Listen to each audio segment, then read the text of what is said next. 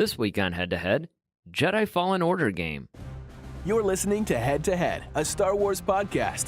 Two fans, two generations, all things Star Wars. Begins now. Hello everybody, I'm Eric Vansel, and you may notice that our co-host Darryl Sanders isn't with me today. That's because the poor guy unfortunately got sick. I don't know about you guys, but I've been fighting something off for probably, I want to say like the last 2.5 weeks or something. I don't know, it seems like everybody around me has been getting sick. And of course, in like fashion, whenever people start to get sick, that's when they want to be around you all the time. Now, I understand that sometimes, of course, you can't escape it, but it would be nice if people would learn to, stay home. Anyway, that's my public service announcement. So, even though we submitted an application to go to Star Wars Celebration this year, and unfortunately, it was denied. Now, of course, we're a reasonably new podcast, so, we're building our fan base a little bit. We're building our listeners, and it's been going great. You guys have been awesome. I mean, the questions we've been getting have been wonderful. Everything's been going really, really well. We really appreciate you guys. And in fact, tell everybody about us. Share our social media pages at headtoheadsw. Go to our website, headtoheadswpodcast.com. Tell all your friends, share our podcast on social media. Help get the word out, because we would really, really love to go to Celebration next year.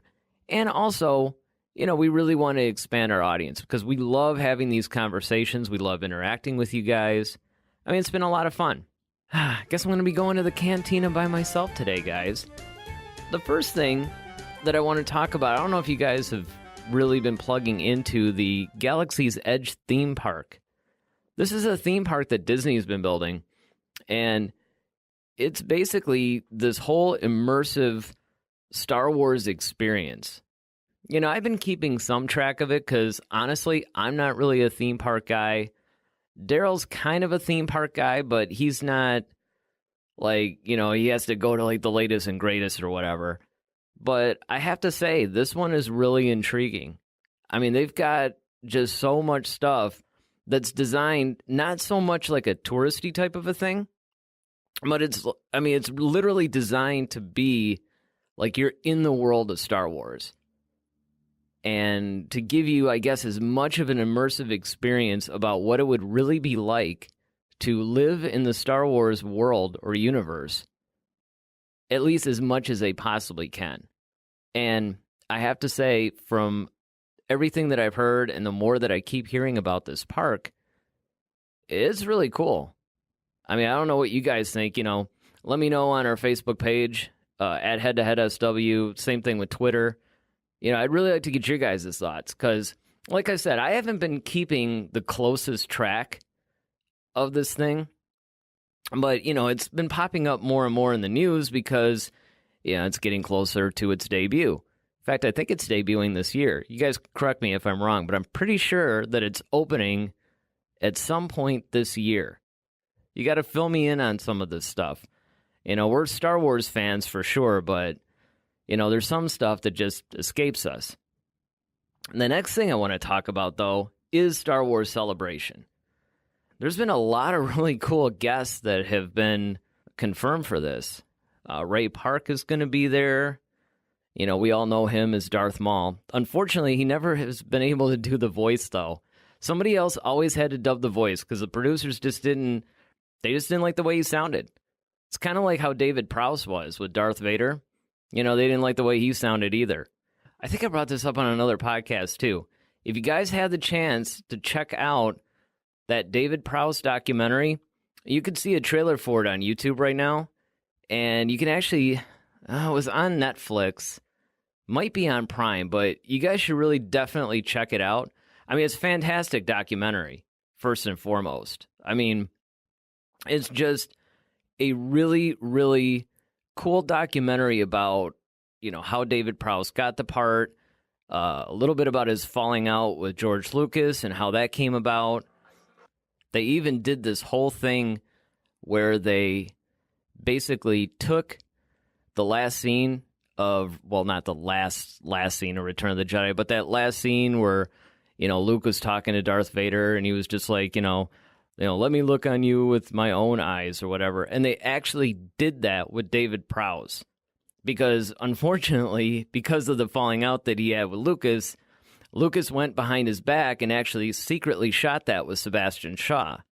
So, unfortunately, even though Prowse was Darth Vader like 90% of the time, unfortunately, he didn't get to play that one big unmasked scene. If you didn't have a chance to see it, one of the things that's cool about that documentary is he talks about how he felt being replaced by James Earl Jones, and then he actually starts to imitate Darth Vader, and he's totally good. I mean, his voice is really deep. It's completely different than that video that you see on YouTube where they were showing, on the set stuff where he was delivering the lines as kind of like a guide track for James Earl Jones. And yeah, he sounded terrible there. I mean, one of the best decisions I think that George Lucas ever made was basically, just replacing David Prowse's voice. But now he could pull it off. So who else is going to be there? Ray Park, Alan Tudyk. He was K2SO in Rogue One. He's going to be there. Ashley Eckstein. Now, that one I find really interesting because they're starting to obviously promote, the Clone Wars series that's coming out pretty soon. So, we're hearing more and more about that now. And, I think that now that you're going to start seeing more of the cast members. I know other cast members from the Clone Wars are going to be there as well. But that name jumped out at me. I would still love to see her in a live action, film or even on TV. Like if they had the Ahsoka character come on, say, The Mandalorian, which also just wrapped production. So I'm really curious on seeing some stuff from that. I'm hoping at Celebration, they show a trailer or something for The Mandalorian. Another guest that's going to be there that's got everybody talking is Emperor Palpatine himself, Ian McDiarmid. He's going to be there. So I'm wondering if this is a precursor to the fact that he might be in Episode 9. We've talked about on the show a lot that there is room to have Palpatine come back in a perfectly plausible way that would make sense and actually go a long way into tying up the entire saga as a whole. I mean, I don't know. We'll have to see. And of course, probably one of my favorite authors in the Star Wars universe, Claudia Gray, is going to be there. I thought that was an interesting choice, too, because I know that she's done... was it a Padme book? Or was it the Obi-Wan and Anakin book? She did one of those. And she, hands down, is probably the best current author in Star Wars. I hate to admit this. It pains me to admit this. But I think she has actually eclipsed Timothy Zahn as the best Star Wars author. And that's really hard for me to admit. But I have to say, a friend of our show, Dave Cossey, he just informed me that he wrote in and he basically said that he finished Tarkin finally. And even though, he was kind of like, well, you know what? It's not really very action-packed, but it does really expand on his story. And it does. A lot of these novels are actually designed to really enrich some of these characters and give you a lot more insight and make the films or animated series or whatever a little bit more enjoyable. Not necessarily to be an action-packed book. So there's a lot of people, a lot of really good people that are going to be... And by the way, this list that I'm giving you guys now, I mean, that's like the tip of the iceberg. There's so many people that are going to be at Celebration. Unfortunately, I'm probably going to have to work. And, Darryl's still recuperating, so it would really be tough for him to get out there anyway. So, even though it's unfortunate that we couldn't get the press passes, it's probably for the best because if we had gotten the press passes and then we couldn't go, that would really hurt. So instead of actually doing any kind of a special podcast or something at Celebration. What we'll do is during Celebration, we'll obviously comment on all the news that comes out and, all the information that we find out. So, and if there's anything that, jumps out that you guys want us to talk about or cover in any way, let us know. Hit us up at Head to Head SW on Facebook and Twitter, and we would be more than happy to cover anything. Because, again, Darryl and I love to talk about Star Wars. We would talk about Star Wars even if there was no show. Just because we're doing a show doesn't mean that's the only reason why we would talk Star Wars. In fact, as we've often said on this podcast, this whole thing came about because of our Star Wars discussions. But we recognize that a lot of people really enjoy listening to it. In fact, some of you guys that have written to us and said, hey, you know what? We really love your honesty. We just love the fact that you guys, are really honest and really, we just enjoy your conversations. And we appreciate that so much. That's the whole reason why we do it. So, we're, of course, better as a team than me solo. So, I'm just doing this because I didn't want to, write out some announcement or something or record one or something going, hey guys, sorry, we're not going to have a podcast this week. Because, I know a lot of you guys really enjoy listening to these every week. So we want to keep that momentum going. And all I'm saying is, if you guys would please tell everybody you know about this, share the podcast. We have no problem with that. We love that. That would be great. With that said, with Celebration coming up in like a month, there's something that jumps out at you guys, let us know. Or if there's something you guys want us to talk about, let us know. So I think I'm going to finish up my drink and leave the Cantina. And we're going to go into the next segment, which is Duel of the Fates.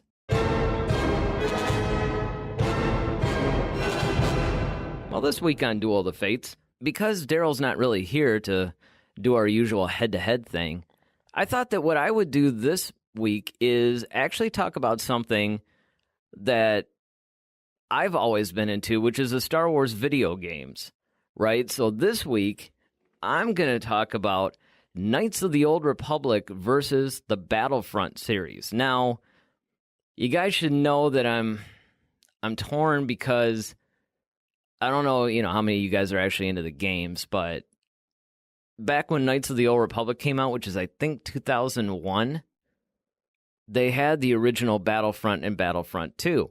Now, if you've been keeping up with the video games at all, you know they have another Battlefront and Battlefront 2. The first Battlefront, or at least the one that, came out recently, was like 2015. And then Battlefront 2, I think, came out in 2017. Now, that one I have, and that one's awesome. The first Battlefront I wasn't really too nuts about. I'm talking about the ones that just came out. The first Battlefront, and the problem that I had with it was the fact that it just, I don't know, it was kind of mindless. It didn't have a story, really, which that in and of itself doesn't bother me because I'm a huge Call of Duty fan. Love Call of Duty. And even though, yes, there is kind of a loose story in Call of Duty, I don't know, Battlefront just didn't seem like there was any real point. The graphics were spectacular. Some of the best graphics I'd ever seen in a video game, but I don't know, and the playability was a little clunky to me. Like Call of Duty, for instance, and, there's some other games like that too that are kind of like your first-person shooter type games. And that was really cool, and I really enjoyed it, but I don't know, like Battlefront, the gameplay wasn't very smooth or anything like that. But they fixed that with Battlefront 2. Battlefront 2 is great. First of all, the single-player campaign, which they added, which is a whole story type of a thing. It's not quite RPG level, with like an open world type of deal. But it's satisfying. And one of the things that I love about it, though, is that it actually like fills in details from the canon, right? So it's like you actually get canon material in this. It's not like one of those things where, this is almost like a Star Wars alternate universe type of a thing for the game. It really fills in a lot of gaps that the movies and even the novels leave out. So I'm a huge fan of Battlefront 2. However, as most of you regular listeners know, I am a huge RPG guy. I love RPG games, the role-playing games. So the original Knights of the Old Republic, not the Old Republic game, that's the MMORPG that's out. That one, I don't know. I thought about downloading, and I was going to play it, but I think I played a little bit of it. I don't remember if I downloaded like a beta or something, or a trial or whatever, or if I played it at somebody's house, but I don't know, it didn't appeal to me that much. And that's honestly surprising because, the concept was cool, how it expanded the Knights of the Old Republic game, but it just wasn't as good. And it was a little cartoony. Where the original Knights of the Old Republic game, which is funny because it's actually available, I don't know about Android phones, but on Apple, on the iPhones, you can actually get Knights of the Old Republic as a game in the App Store, and it is the exact game that we all played on computers way back in 2001. So it just shows you how far phones have come now. But it's hilarious because, you can literally play this game on your phone, and it's the exact same thing as a PC game. And, it's gotten a lot more popular, I think, and it holds a special place in people's hearts. And I think the reason for that is because the story is so good. There's a lot of Star Wars fans out there that will say that the Knights of the Old Republic story to the game and a lot of the characters in it are some of their favorite in Star Wars. And I would definitely agree with that. Darth Revan comes from there. Oh, what was the droid? HK, which stood for Hunter Killer. HK-47, HK-70, something like that. But he was amazing. He was hilarious. He kind of had a K2SO vibe, but I'll tell you who he reminded me of. He reminded me of that assassin droid or that reprogrammed battle droid in the Aftermath series. That was really cool. And that was one of those things where I think it was based on the HK droid from Knights of the Old Republic. So if we're going, I would say like the original Battlefront and Battlefront 2 versus Knights of the Old Republic. For me, Knights of the Old Republic is going to win hands down. Not just because I like RPG games more than first-person shooter games, because I love the original Battlefront and Battlefront 2 as well. They were really well-done games. The reason is just, I think that the Knights of the Old Republic game was just a better game. I think it was just done a lot better. Now, as far as, of course, the new Battlefront and Battlefront 2, Battlefront, like I said, it had a lot of weaknesses. It was clunky. It didn't have a lot of, it didn't make me want to play it again. I played it a couple of times, and I didn't really like it that much. But Battlefront 2, that's a really cool game. But I still have to give the edge to Knights of the Old Republic, just because it's more immersive, the story's better. And this is fresh on my mind, too, because I'm playing Skyrim again. I had Skyrim for the PC, because I used to be a PC gamer. I wasn't really into the console games too much, because they were kind of limiting. But, now that the graphics have gotten a lot better, I find that I'm a lot more into them. So, and then one of my friends had a PS4, and I was playing Call of Duty Ghosts, and it was kind of funny, because I would go home and play Ghosts on the PC. But it's almost like I'm doing like two separate games because, the servers didn't talk to each other. So finally, it came time for me to buy another gaming PC. And I'm like, I'd have to spend, I don't know, I have to spend like $2,000. Because I know you can buy gaming PCs for like $1,000, but I always wanted like these really good ones. So I would have to spend like $2,000. Or I can spend like $400 and just get the PS4. Some of my friends had PS4, so that way when I went over to my singer's house, I can play whatever games that were there, and then when I got home, I could actually play the same ones. So, I'd still, don't get me wrong, I'm a PC gaming guy. I mean, PC games are way better. Console games will never catch up to computers. But that said, I'm fully invested in the PS4. So when I got Skyrim for the PS4, because like I said, originally I played it on the PC, I've recently been going through it, and it's brought back my love of RPG games. So that's going to do it for Duel of the Fates, I think. I don't know where Darryl would sit on this one. He would probably, if I had to guess, and hey, Darryl, if you're listening to this, feel free to weigh in the comment section, or, I don't know, hit us up on at head to head. Wow, I messed that one up, huh? At head to head SW on Facebook or Twitter. I'm going to guess he would go for Battlefront just because he likes more of the action type games. But then again, there is action in Knights of the Old Republic, but you do have to, there's times where you have to be a little bit more patient and things are a little bit slower moving. And, the nice thing about the action games is you can play them for like an hour and then leave, and you're not trying to figure out, well, okay, where did I leave off or whatever. So if I had to guess, I'm going to say that he would go for the Battlefront series. All right, well, now we're going to move on in this brief podcast. Although, actually, it's not really turning out to be too brief. I was actually only going to do like maybe like a 20-minute podcast or something, just to hold you guys over until we were back. Because this really is a podcast that's based on two people. I mean, yes, I could do a single solo podcast, and so could he. But, I mean, the whole point of this was to capture our discussions. So this is kind of a one-way discussion. But you know what? This is actually kind of fun. I don't mind doing this. Hopefully you guys are enjoying it. I mean, let me know. I know it's not going to be as good as when the two of us are together, but, let me know how I'm doing. But be nice. All right, so now we're going to go to the segment, which is basically where we talk about our feature topic, and it's from a certain point of view.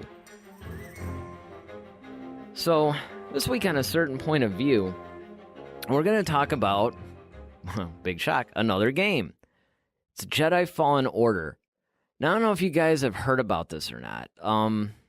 Jedi Fallen Order is a game that, quite frankly, they brought up. I think I first started hearing about this like a year ago, and they had already threatened to put out multiple games. They've been trying to get another game in the vein of Knights of the Old Republic for a while. There was that, what was it, 1313 or something, that was basically about the Coruscant Underground, and it was going to have all these, like, talking about all the criminal underworld and, all this stuff, and you can go around and explore and hook up with different, factions, probably like bounty hunters or maybe the Hutts or something. If you manage to get to Tatooine, I don't know. They released some details of the game, and it was going along, but this is when Lucas still actually owned Lucasfilm, right? This is before the Disney deal. And then that game just went away. And then they were talking about a bunch of other games, like at least 2 or 3 other ones, RPG style, that were going to almost be like the next Knights of the Old Republic. And then nothing. And then all of a sudden, out of nowhere, we get this whole thing about Jedi Fallen Order. So basically, if you guys haven't heard about it, you're basically playing as a Padawan right after Order 66. This takes place between Revenge of the Sith and A New Hope. And you're basically, I guess, like kind of on this whole adventure. You got Order 66 that happened, so you can't really openly be a Jedi. So it's just basically about, I don't even know what the object is. They haven't really released a whole lot of information, but they have talked about how they're going to do this whole reveal at Celebration. So you can bet we're going to cover that, because I'm really curious about this game. At first, I didn't want to get my hopes up too much, so I'm like, you know what, I'm not even, and we even talked about it a couple of times, like when Darryl was putting together our show notes, that would come up every once in a while. He would bring that up, and we would talk about it a little bit, but I wasn't really paying too much attention to it, because it's more like I'll believe it when I see it. I'm sort of done just getting all hyped up about these games and then find out they were canceled. You know, I mean, that's the one thing that Disney's been doing lately. Actually, they've been kind of doing this even with their movies and everything. You know, they'll start to go on a path and then they go, yeah, you know what, that's not working. Let's not do it. It's like, well, come up with a definitive plan that actually has an obvious end game. And by the way, we talked about this at length on one of our past podcasts. But it looks like this game is actually gonna move forward. And I'm really looking forward to it now because the more that I'm reading about it, the more I'm hearing about it, it just sounds like a really immersive, fun, game that's kind of in the vein of like a Knights of the Old Republic meets, any of the Elder Scrolls games, that sort of thing. And that's the kind of game I want. And honestly, I don't necessarily care when it's set. I don't care, like what character you're playing at, anything like that. I mean, I would like a little bit of customization, to where, okay, I'm this Padawan, but how much can I choose? Can I choose the race of the Padawan? Can I choose, the different abilities? Maybe he specializes more in lightsaber combat. Maybe he's more, a Force user. I mean, things like that. Just stuff like that you can customize in most games. I mean, look, you can even customize your guy in Call of Duty. And that's basically a first-person shooter. Or, to bring into the Star Wars realm, Battlefront and Battlefront 2. You can, to a degree, customize your guys. So hopefully they add some level of customization to the Padawan that you're going to be playing in this game. Another thing, to be honest, I'm just hoping for a really good story. Just give me a good story. That's the one thing that Knights of the Old Republic did, I think, better. I don't think it was just one of the best Star Wars games. I think it's one of the best games I've ever played. And it was so well done, so immersive. You got lost in it. And there is replayability to it, too. Because like all good RPGs, the decisions that you make along the way actually affect the outcome of the game. Now, of course, they do this a lot better now than they did in 2001, when that was a relatively new thing, I think. Before that, I used to play the Might and Magic series a lot. But, I don't know, I just hope that they really... Well, number one, I hope they actually really release this game. Although it sounds like it's coming out this fall, from everything that I've read. I'm not entirely sure, though. As like I said, I'd only been paying half attention to all the news, simply because, I didn't actually believe they were going to do it. Because every time, and I mean every time, they announce a game, they get so far and they start getting into the whole announcement phase, and then they go, they pulled the plug on it. So we'll see. I don't know, but what do you guys think? Are you guys excited for Jedi Fallen Order? I mean, is it something that you want to play? Did you want an RPG game from them? Did you want a different kind of game, like more like another Battlefront type of thing? Or, what did you guys want to see? What do you guys think of this whole Jedi Fallen Order? What are you looking most forward to in playing Jedi Fallen Order for those of you guys that really do want to play the game? Hit us up at Head to Head SW on Facebook and Twitter. We'd like to hear, or, the comment section below this podcast. All right, so now we're going to move into my favorite topic, which is clear your mind. That's right, that's where we answer your questions. This week it was basically an anonymous question, and it was, I love the anonymous ones. And this is another one of those that they requested the answer from Quora, because I think the whole thing behind that site is like question or answer, something like that. I don't know. I don't even know if I'm saying it right. But anyway, that's where it's from. And it's what irks you most about Star Wars? And that's a really interesting question, because I think it's a reflection of the time period that we're in. It's just one of those things that people seem to be gunning for Star Wars lately, no pun intended. And I think that's because, once again, Disney has done some things very right. but they've done some things very wrong. I don't necessarily even think that it was just The Last Jedi that polarized the audience. Certainly that's the catalyst for it. I mean, that's the thing that everybody points to. But I think that this leads up to a lot of decisions that Disney has made over the time that I don't think were very good decisions. And I think that that's what has resulted in things like The Last Jedi. Now, again, I'm a huge fan of The Last Jedi, but if you're talking about what irks me most about Star Wars as far as, because the question wasn't very clear, it was just what irks you most about Star Wars.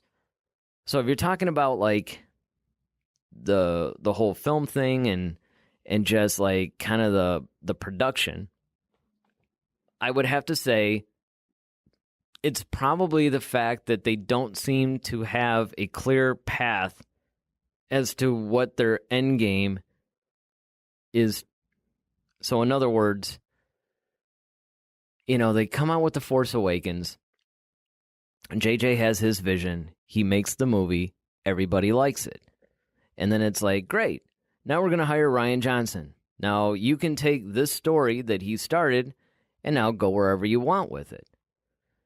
And then originally it was Colin Trevorrow, now it's JJ again, has to pick up from there and run with it. Now, I would like to believe that at least there was some framework of a story, but it doesn't really seem that way. What they should have done, in my opinion, is go, okay, here's the overarching story we want to tell, right?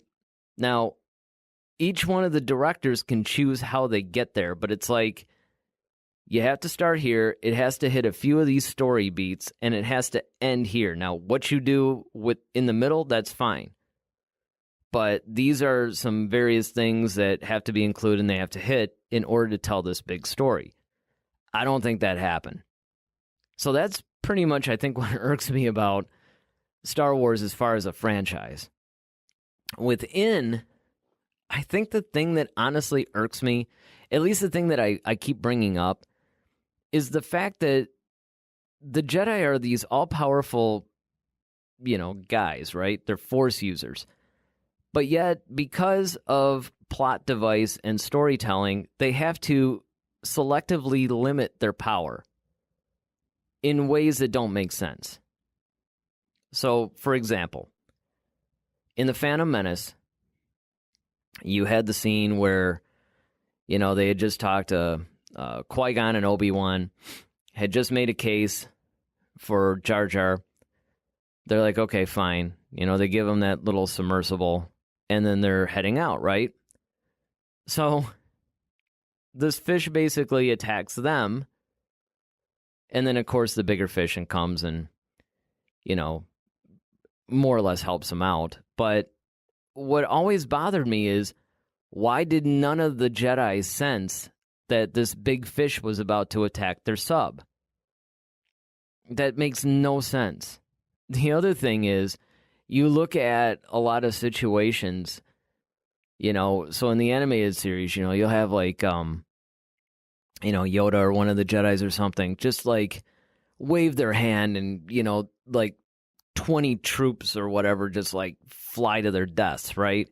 Or they can like bring down Star Destroyers with the Force or, whatever. And then, of course, even in the novels, they were able to alter the orbit of a planet or something. But then they'll get into these simple situations, and it's like, we'll just use a Force. You know what I mean? It's like and I get it. I mean, before everybody starts commenting and writing in, I understand. Yes, they have to do it in order to serve the story because it would be too easy. It's what I refer to as a Superman problem. Where you create something or someone that's so powerful that it's almost like there is no real story. There's no tension. There's no drama. So you have to in some ways put limitations on them or they're not interesting. And that's the reason why a lot of people will say, for instance, Darryl's favorite DC superhero and perhaps superhero of all time is Batman. And I remember we were talking about it, and I said, well, what about Superman? Everybody loves Superman. He's like, he's just not that interesting to me. And I think that that's what it is. It's like he's so, he's so good, and he's so powerful that there's no layers that you have to peel back. There's nothing there that, now, of course, in later comics, they have expanded Superman a little bit, and they've added some of these elements. But if you just take these guys like at their purest form, it's almost like the power is so great and their convictions and morals are so strong that there's really no layers. There's nothing there where you can tell really good, compelling stories. Whereas some of these more flawed heroes, I also think are more relatable because it's more human. So that's where the Jedi, I think, fall in a little bit of a quandary when it's like, well, on one hand, you can just go, well, how come they don't just do this or just do that? Or, in this one, he senses, because if you think about it, in Attack of the Clones, Anakin and Obi-Wan sense this little insect that go after Padme, but yet Obi-Wan, same guy, didn't sense a giant fish about to attack him in a sub. And yeah, I get it. He was a Padawan in The Phantom Menace, where he was more of a Jedi Knight in Attack of the Clones, but still, a little insect versus a big fish. I don't know, guys. Well, I think that's going to do it for our show today. My show today, actually. So that's going to wrap up this week's podcast. Like I said, I hope you guys are enjoying this and, subscribe to our podcast if you haven't had a chance to do so. And hey, a lot of times, there are some videos that are available on my YouTube channel, Eric Vansel Media. We are going to go back to at some point video recording these shows. We just had to take a little bit of a break and just do the audio only, but the video will be there. And in fact, the podcast, the audio podcast is there. We just have our title card as a video. That's available on the YouTube channel. So subscribe to the Eric Vansel Media YouTube channel. There's going to be a lot of head-to-head Star Wars stuff that'll pop up on there, as well as other stuff that you guys might be interested in. It's basically a reflection of a lot of my interests: music, movies, Star Wars, just pretty much almost like a lifestyle type of a channel. And then, of course, you can always reach us on our Twitter, Facebook, at HeadToHeadSW. Love to hear from you guys. All right, so that's going to do it for our show this week. We'll see you guys next week with Darryl back, healthy. Hopefully he feels better. I'm Eric Vansel. May the Force be with you, always. Head to Head, a Star Wars podcast. Be sure to follow us on Twitter, at HeadToHeadSW. Submit your questions for our next show. Visit our official website at headtoheadswpodcast.com. Until next time, may the Force be with you, always.